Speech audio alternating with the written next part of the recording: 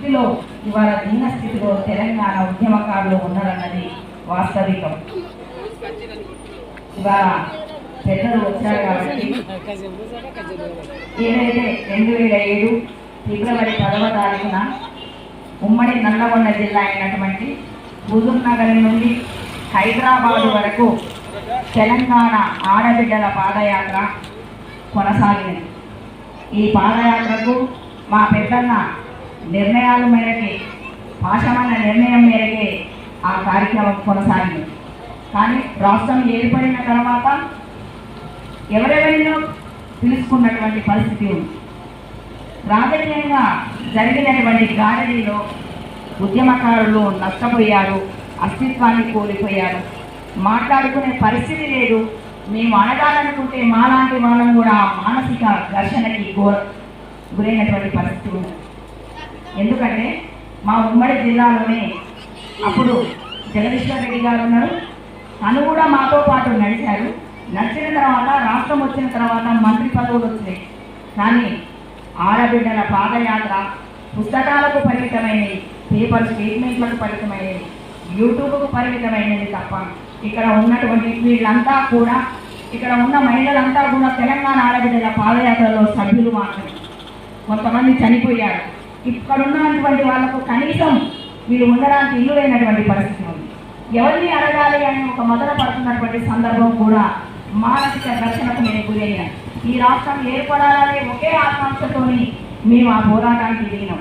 వాస్తవికంగా ఏ రాజకీయ పార్టీకి సంబంధం లేనటువంటి ఈ ఉద్యమం, ఒక్కరు కూడా ఇందులో చదువుకున్న వాళ్ళు లేరు. రోజువారీ కూలీ చేసుకునే మహిళలు వాళ్ళ బలమైన నిర్ణయము ఈ రాష్ట్రం ఏర్పడడానికి మేము నీతోని 25 రోజులు నడవడానికి సిద్ధంగా ఉన్నామని చెప్పేసి అక్కడ నుంచి వీళ్ళంతా కూడా నేయర్జల గ్రామానికి సంబంధించినటువంటి వాళ్ళు. నేను ఒకటే పాశమని అడుగుతా ఉన్నాను. గత ప్రభుత్వంలో నష్టాలు జరిగినాయి, మోసాలు జరిగినాయి. ఎవరైతే తెలంగాణ వద్దన్నారో వాళ్ళకు మంత్రి పదవులు ఇచ్చారు. అసలు పాట పాడటం రానటువంటి వాళ్ళకు సారథిలో ఉద్యోగాలు ఇచ్చారు. అసలు ఉద్యమానికే సంబంధం లేనటువంటి వాళ్ళకు కోట్ల రూపాయలు ఇచ్చి పట్టం కట్టారు. నేను అడుగుతున్నాను, ఉద్యమాలు చేసిన మేము అసలు ఎవరిని కలవాలి, ఎక్కడికి పోవాలి, ఏమని ప్రశ్నించాలి? పెద్దన్నవులు ఉన్నవు. మా ధైర్యం ఏంటంటే బలహీనత అయినా నాకు మాత్రం పాశం అన్న. ఎందుకంటే ఆ రోజుల్లో చేస్తున్నటువంటి సందర్భంలో ప్రతి తెలంగాణ ఐక్యత కార్యాచరణ కమిటీలో కార్యవర్గ సభ్యులుగా నేను ఉన్నాను.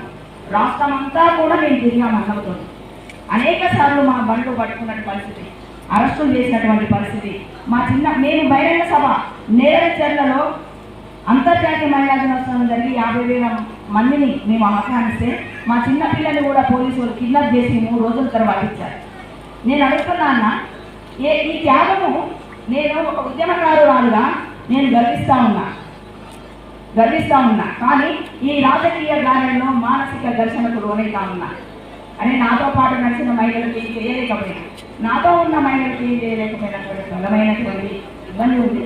అన్న ఉన్నాడు కాబట్టి నేను అంటున్నాను, ఏదైతే భారతదేశంలో స్వతంత్ర పోరాటం జరిగినప్పుడు ఆ పోరాటం చేసినటువంటి సందర్భంలో తెలంగాణ ఏదైతే భారత ఉద్యమంలో పాల్గొన్న అందరినీ కూడా సమరయోధులుగా గుర్తించారు. స్వతంత్ర సమరయోధులుగా ఈ భారత ప్రభుత్వం గుర్తించింది. నేను మా అన్నని అడుగుతున్నా, ప్రశ్నిస్తున్నా, నాకు ఆ హక్కు ఉంది కాబట్టి. తెలంగాణ రాష్ట్రం ఏర్పడడం కోసం సపన్న కులాలు పోరాటం చేసింది. ఆ ఉద్యమకారులను ఎందుకు తెలంగాణ సమరయోధులుగా గుర్తించాలని నేను అడుగుతాను.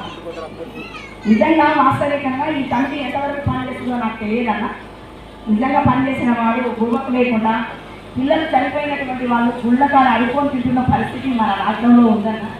దయచేసి ముందుగా మీరు ఖచ్చితంగా ఈ విషయంలో మోసుకోవాల్సిన అవసరం ఉంది, ముందుకు రావాల్సిన అవసరం ఉంది. ఎందుకంటే నేను నమ్ముకొని ఉన్న లక్షల ఉద్యమకారులు నీ కోసం చూస్తున్నారన్న. ఈ అవకాశం ఇచ్చినటువంటి అధ్యక్షుల వారికి ధన్యవాదాలు తెలియజేసుకుంటూ ముగిస్తున్నాను.